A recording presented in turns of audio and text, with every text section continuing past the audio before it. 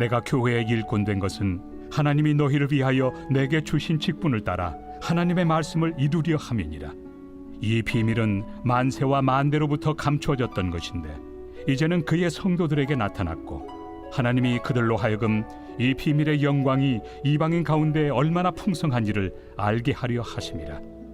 이 비밀은 너희 안에 계신 그리스도시니 곧 영광의 소망이니라.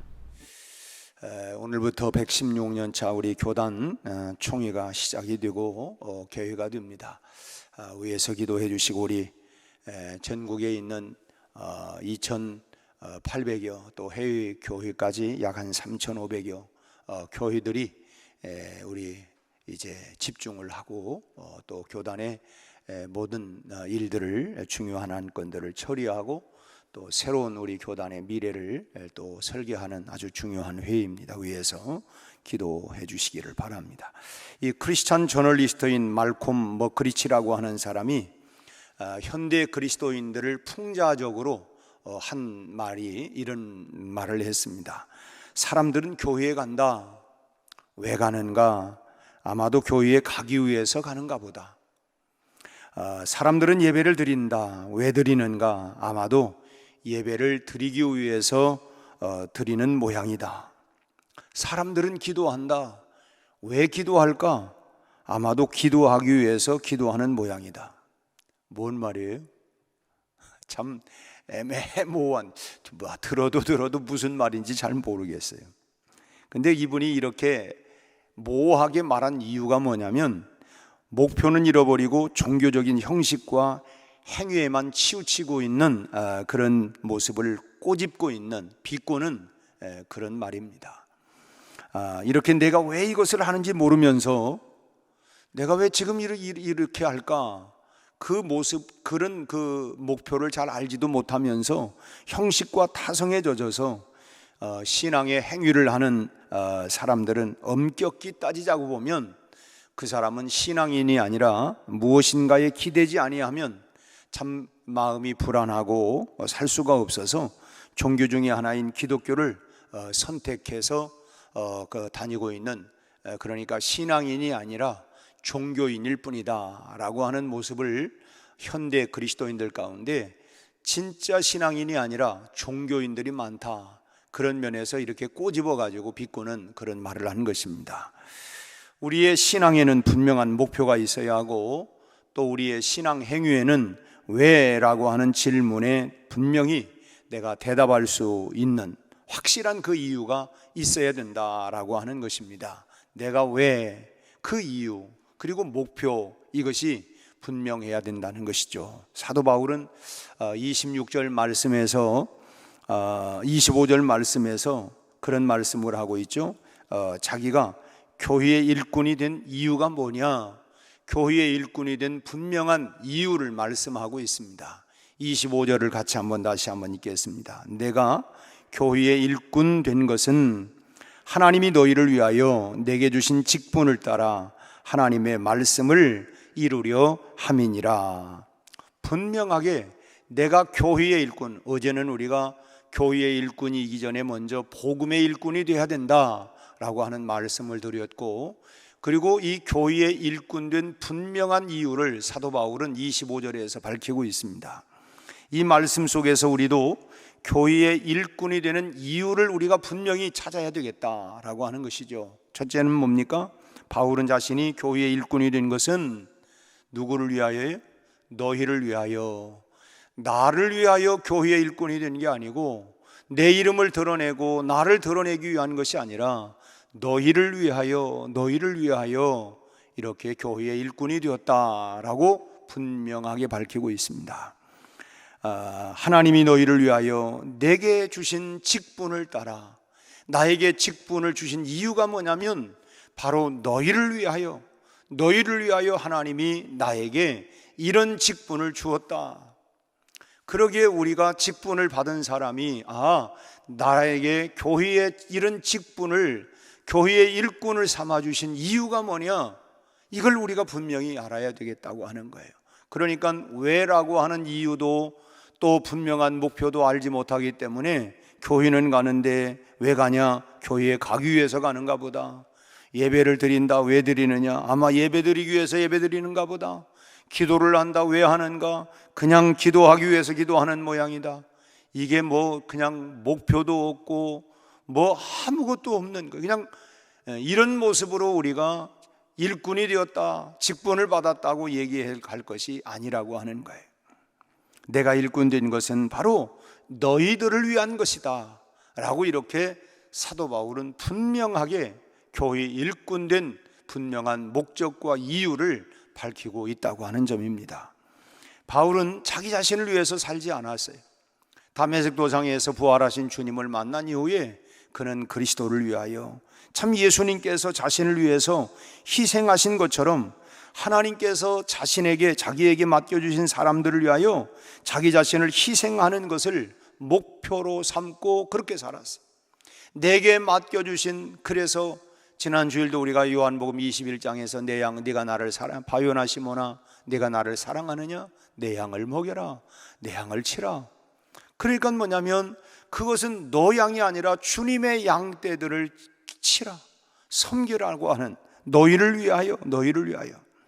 그렇다고 여러분, 누가 이 사도 바울이 자신에게 맡겨준 그런 사람들을 위해서 자신을 희생하는 것을 목표로 해서 그렇게 살았지만은, 그렇다고 누가 뭐 바울의 희생을 알아주고 바라고 내가 이렇게 수고하고 내가 이렇게 땀 흘리고 내가 이렇게 희생을 했으니까 적어도 내 이름을 알아주고 내 수고를 알아주고 그것을 바라고 그런 것은 절대 아니었습니다.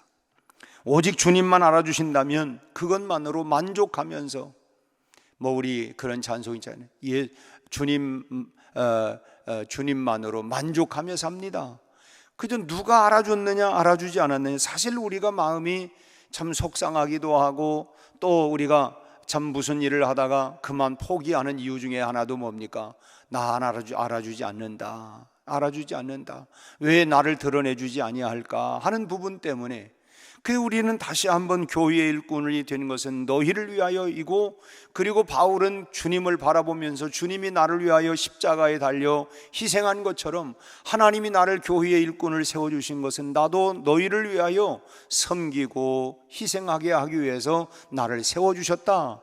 그러기에 내 이름이 드러내느냐, 누가 나를 알아주느냐, 여기에 관심이 있는 것이 아니라 주님이 나를 기억하고 주님이 나를 알아주시면 된다라고 하는 마음을 가지고 그는 일평생, 그는 참 심지어는 결혼하지 아니하고 주님을 위해서, 교회를 위해서 그렇게 살았던 사람입니다. 어느 시골의 조그마한 기차역에서 벌어졌던 일이었는데, 그 백열차 두 대가 서로 그 반대 방향에서 마주 오고 있었습니다. 그런데 그 역에서 교차하게 되었는데, 하필이면 그 순간에 서로 그 선로 그 전환 장치가 그만 고장이 나버리고 말았어. 그대로 뒀다가는 뭐 두 급행 열차가 정면 충돌을 해서 뭐 참 많은 인명 사고, 큰 대형 사고가 벌어지기 직전이었습니다.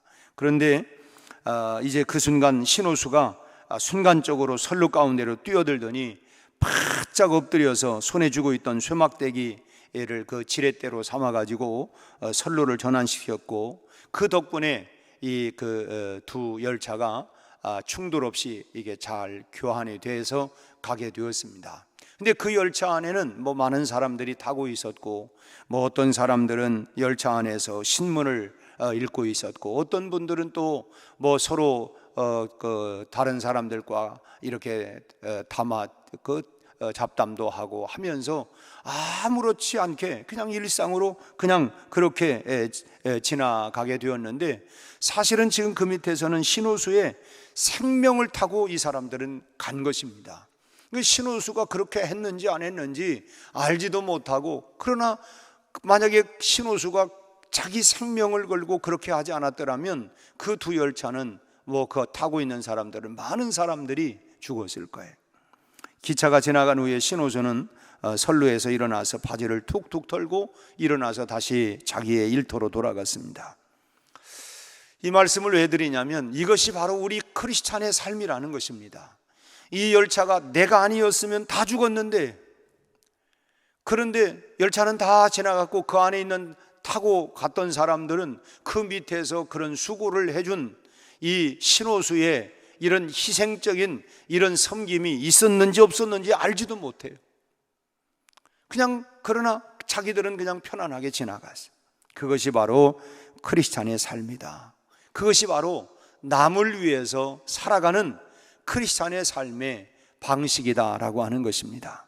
선로 전환 장치가 고장이 난 것은 뭐 신호수의 잘못도 아니고, 그러나 여러분, 사람의 심성은 뭡니까? 다른 사람의 목숨이 위험해도 우선 당장은 내 생명이 더 소중한 거 아닙니까? 그 소위 말하면 나부터 살아야지, 나부터. 내 생명이 더 소중하기 때문에 그렇게 뛰어들려고 하는 건 아니죠.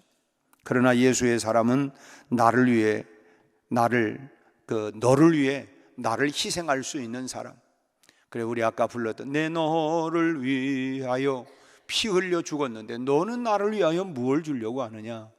결국 크리스찬의 삶은 왜 내가 이렇게 살아야 하느냐, 내 삶의 목표는 뭐냐, 결국은 여기에 대답이 있어요. 내가 이렇게 사는 이유는 그리스도께서 나를 위하여 십자가에 대속하는 죽음으로 희생하여 나를 살려낸 것처럼 내가 섬기고 내가 희생을 통하여 다른 사람들을 세우고 다른 사람들을 구원하기 위하여 내가 이런 대가를 치르는 그런 이유와 목적을 우리가 분명히 알고 우리가 교회의 일꾼이 되어야 된다라고 하는 것입니다.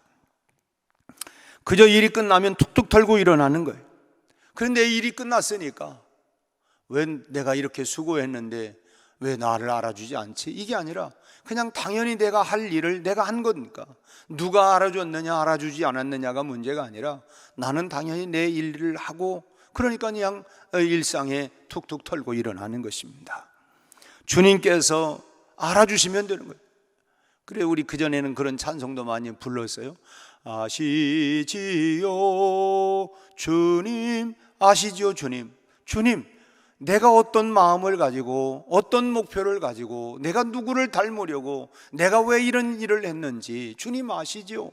그럼 됐습니다. 내가 그리스도의 일꾼이라고 하면 바로 이런 바울의 정신과 자세를 가지고 우리가 교회의 일꾼의 역할을 감당하며 살아야 되겠다라고 하는 것입니다. 두 번째로, 하나님의 말씀을 이루려고 교회의 일꾼이 되었다라고 사도 바울은 말하고 있습니다. 오늘 다시 그 말씀 25절 끝에 보면 하나님의 말씀을 이루려 함이니라. 구체적으로 무엇을 말하는 것입니까? 바울은 그것이 26절 말씀에서 보면 비밀이라고 얘기를 하죠. 비밀. 이 비밀은 만세와 만세로부터 감춰졌던 것이었는데, 그러면서 27절 말씀에서는 뭐라고 합니까? 27절을 같이 한번 읽겠어요. 하나님이 그들로 하여금 이 비밀의 영광이 이방인 가운데 얼마나 풍성한지를 알게 하려 하심이라. 이 비밀이 뭐예요? 너희 안에 계신 그리스도시니 곧 영광의 소망이니라. 그리스도를 영광스럽게 드러내는 것, 그것이 바로 하나님의 말씀을 드러내는 것이라는 것입니다. 그러니까 그 비밀이 뭐냐면 내 안에 계신 그리스도, 내 안에 계신 그 그리스도가 밖으로 드러낼 수 있도록, 그렇게 그리스도의 영광을 드러내도록 그렇게 살아가는 것이 하나님의 말씀을 이루어 드리는 것이라는 거예요. 하나님의 말씀을 이루면서 살아가는 삶이다. 교회의 일꾼은 그리스도를 드러내는 것, 그것이 우리의 삶의 목표가 되어져야 된다라고 하는 것입니다. 그것이 곧 뭐예요? 하나님의 말씀을 내가 드러내는 것이다. 하나님의 말씀을 이루어내는 것이다. 그 비밀이 뭐냐면 내 안에 계신 그리스도를 내가 내 삶으로 드러내는 것, 그것이 바로 우리 삶의 목표가 되어져야 된다고 하는 것입니다. 그러나 그리스도를 드러낸다고 하는 것이 결코 쉬운 것은 아니죠. 말로 가지고 그리스도를 드러낼 수 있다고 생각한다면 이건 정말 착각하는 것입니다. 말로는 우리가 절대로 그리스도를 드러낼 수가 없어요. 내가 가지고 있는 물질이나 재능으로 그리스도가 드러낸다고 하는 것, 그것도 우리가 착각하는 것입니다. 어느 미국인 관광객이 독일 극장에서 순환극을 봤다 그래요. 오페라 극장에서 이 순환극을 보고 나서 이제 큰 감명을 받고, 그리고 다 이제 그 연극이 끝난 다음에 이제 그 안에 무대에 있는 그 배우들이 이제 밖에 나와서 같이 사진도 찍기도 하고 이제 이러는데, 그 가운데에 그 예수 역을 맡았던 랑이라고 하는 배우에게 다가가 가지고 그가 들고 있는 그 십자가를 이제 보면서 그 배우에게 얘기를 했습니다. 실례하지만 제가 당신이 들고 있었던 그 십자가를 들고 당신과 함께 내가 사진을 좀 찍을 수 있겠느냐고. 아이, 그럼요, 물론이죠. 그래서 이제 그 십자가를 건네받았습니다. 건네받고 이제 사진을 찍으려고 했는데 막상 십자가를 딱 들고 보니까 너무 무거운 거예요. 그래서 그냥 너무 무거워가지고 그걸 놓게 되었어요. 아유, 이 십자가가 이렇게 무거워가지고 어떻게 하냐고 이렇게 얘기를 했더니 랑이라고 하는 배우가 얘기했습니다. 가벼운 십자가를 가지고는 그리스도를 재현해낼 수가 없습니다. 가벼운 십자가를 가지고서는 그리스도를 재현해낼 수가 없다. 무슨 말입니까, 여러분? 쉬운 방법으로 우리가 그리스도를 따라갈 수 있는 것은 없다는 거예요. 그리스도를 나타낸다고 하는 것, 주님을 내 삶을 통하여 드러낼 수 있다고 하는 것은 결코 쉬운 방법을 가지고서는 그리스도를 드러낼 수가 없다. 예수님께서 주신 십자가를 나도 지지 아니하면 불가능하다고 하는 것입니다. 우리 아까 불렀던 341장의 십자가를 내 가지고 주를 따라가리라. 여러분, 그 십자가가 가벼운 게 아니에요. 무거운 것입니다. 어려운 것입니다. 힘든 것입니다. 그러나 십자가를 지지 아니하고서는 우리가 그리스도를 드러낼 수 있는 것이 아니고 하나님의 말씀을 이루어낼 수 없는 것이고, 그러나 그것이 뭐냐? 교회의 일꾼으로서 해야 할 일이라고 하는 것입니다. 이 무거운 십자가, 이게 바로 내가 짊어지고 가야 할 교회 일꾼으로 해야 할 사명이구나 라고 하는 것이라는.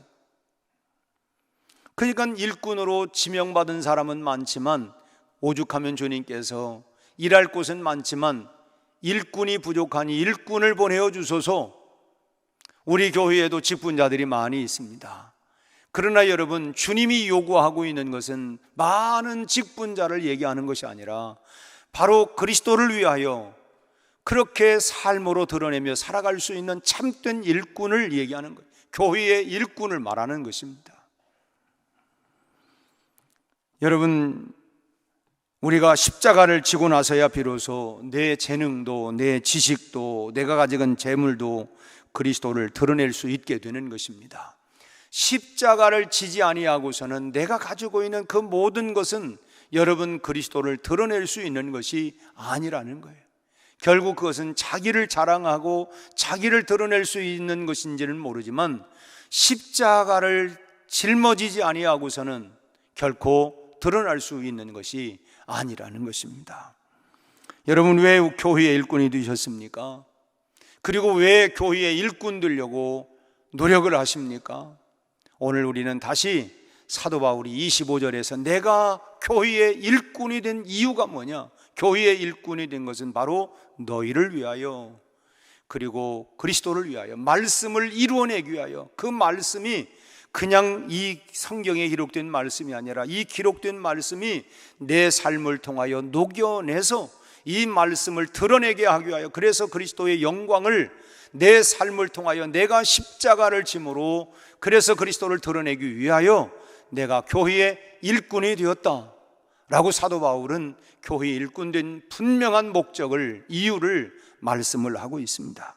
그렇다면 여러분, 오늘 기도 중에 우리가 확고한 부르심의 목표를 붙잡고, 주님, 나도 교회의 참 일꾼으로 살아가기를 원합니다. 오늘 이 아침에 우리도 다시 한번 바울의 교회 일꾼된 이유와 목적을 우리가 가슴에 새기고, 주님, 나도 그렇게 교회의 일꾼으로서의 삶을 살아가겠습니다 결단하고 다짐하고 그리스도를 본받아 따라가며 하나님의 영광을 드러내는 우리 모든 성도들이 다 되시기를 주님의 이름으로 축원합니다. 기도하겠습니다. 하나님 아버지, 사도 바울은 내가 교회의 일꾼이 된 것은 바로 너희를 위하여, 그리고 하나님의 말씀을 이루기 위하여라고 분명한 이유와 목적을 말했습니다.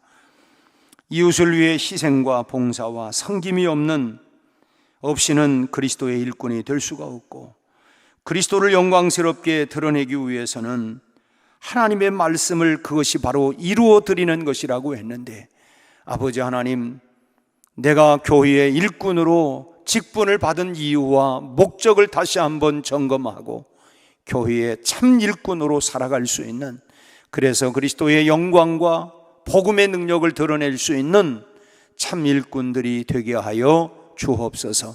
오늘부터 시작되는 116년차 교단 총회 후에 하나님 은혜를 베풀어 주시고, 전국에 있는 2800여 교회, 해외에 나가 있는 모든 하나님 교회들 3500여 모든 성결 가족들을 축복하여 주시옵시고 성총회가 되게 하여 주시옵소서. 아버지 하나님, 우리 사랑하는 성도들에게 은혜를 베풀어 주시고, 특별히 이번 하나님이여 총여전도의 주간 우크라이나 난민 돕기 위한 하나님이여 굿바이 코로나 바자회를 은혜 가운데 마치게 된 것을 감사하여 우리 총여전도회에서 감사의 예물과 또 이번 우크라이나 난민 돕기를 위한 하나님 수익금 800만 원을 하나님 앞에 올려드립니다. 우리는 우크라이나 하나님이여 현지 소식을 날마다 뉴스를 통해서 들을 뿐 우리는 그 상황과 그 사람들을 아무도 알지 못합니다. 그러나 아버지 하나님, 우리가 눈물로 기도하며 그 땅에 하루속히 평화가 이루어지기를 원하고, 또 하나님 수없이 유린을 당하고 죽음을 당하고 참으로 이루 말할 수 없이 폐허가 되어지고 있는 그 땅을 그리스도의 긍휼과 사랑의 마음을 가지고 우리가 하나님 작은 우리의 사랑을 전하려고 합니다. 하나님, 저희들에게 용기와 희망이 되게 하여 주옵시고, 하루속히 그 땅에 아버지 하나님 참으로 모든 총성이 멈춰지게 하시고 그 땅에 평화가 이루어질 수 있도록 주여 은혜를 베풀어 주시옵소서. 우리 아버지 하나님, 북한 땅에도 하나님이여 100만 명이 넘게 계속적으로 코로나 하나님의 확진자들이 일어나고 있고, 통제된 하나님이여 사회이기 때문에 구체적인 하나님이여 상황을 알 수가 없는데, 저들은 그럼에도 불구하고 우리 한국에서 하나님 그런 여러 약들을 하나님 보낸다고 하지만 저들은 거부하고 있고, 하나님이여 쓸데없는 자존심으로 말미암아 하나님이여 무고한 백성들이 죽음을 당하고 있고 어려움을 당하고 고통을 당하는 가운데 있습니다.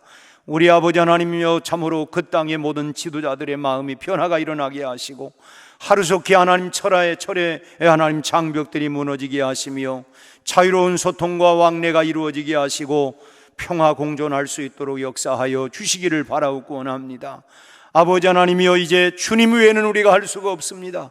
그럼에도 불구하고 저희들은 날마다 미사일을 만들어내고 또 하나님의 핵폭탄을 만들어내고 우리 아버지 하나님의 업처군이 없는 쓸데없는 일들을 많이 하는 가운데 있사오니, 주여 주께서 긍휼을 베풀어 주시고 하루속히 하나님 평화에 아버지 하나님이여 참으로 그 땅이 이루어질 수 있도록 도와주시기를 바라옵고 원합니다. 오늘 또 아버지 하나님, 우리 사랑하는 성도들의 하나님이여 모든 간구와 기도를 응답하여 주옵시고, 특별히 하나님 어려운 가운데 있는 성도들 낙심하지 않게 하시고 다시금 일어나게 하여 주옵시고, 하나님이여 질병으로 아버지 하나님 치료받고 수술받고 또 요양생활하고 있는 모든 교우들에게 주여 아버지 하나님 치유의 광선을 바라시고 회복되게 하시고 일어나게 하시고 강건하게 하여 주시옵소서. 예수님 이름으로 기도하옵나이다. 아멘.